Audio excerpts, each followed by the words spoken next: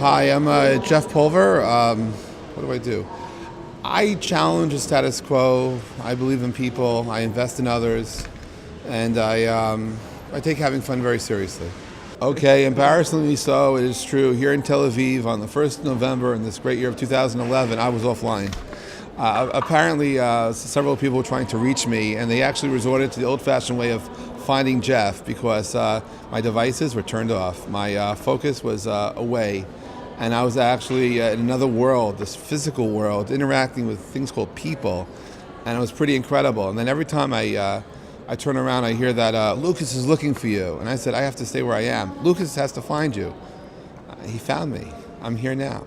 I used to look for technology under rocks, calling myself a technology geologist.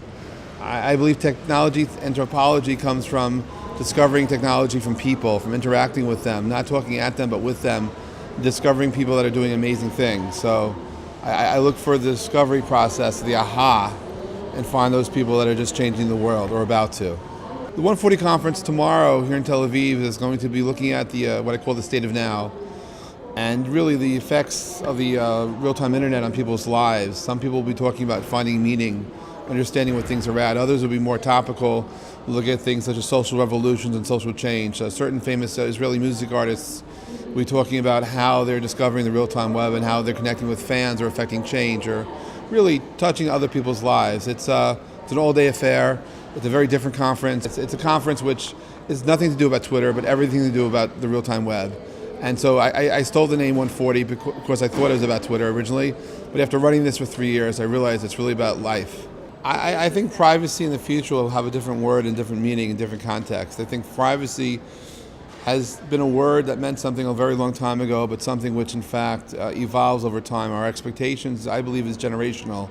We have certain privacy that we expect in our lives based on where you are, who you are, what you do, what you have access to.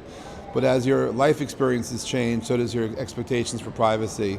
And when the generations are changing and evolving in real time and learning quicker maybe than we did, then as parents or as guardians, we care about other people's privacies because we don't think they know better. Occasionally, they know better than us. So I think the whole evolution of privacy will evolve, but there's a generational thing right now, maybe the biggest generation gap we've had in 50 years, as far as the way people are connecting, communicating, sharing, and engaging.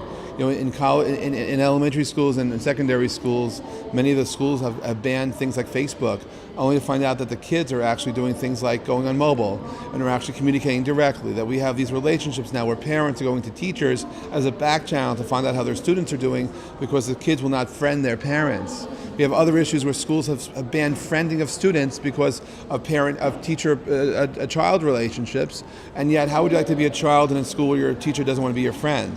So you take a look at privacy and stuff, we have so many issues to challenge, but it comes down to one word: communication.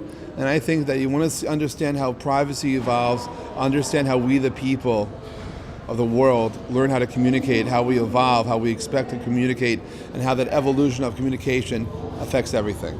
Let's just say that no matter where the technology goes, stupid people do stupid things all the time. And the evolution of stupid continues to be stupid. And that if you don't think before you speak, you could die. Or you could have put other people in harm's way. I mean, I live my life a little differently. I believe to be free, but I also believe that the next thing I do is I don't want to endanger myself or someone around me. But I take that to the other step and say that as long as my next step isn't going to be either illegal or immoral or do something which is going to put me in harm's way, I'm happy to try it. But when you're using new technologies, be smart about what you're doing and at least to apply some common sense because you don't want to be the one that puts someone else's life in jeopardy. But life matters.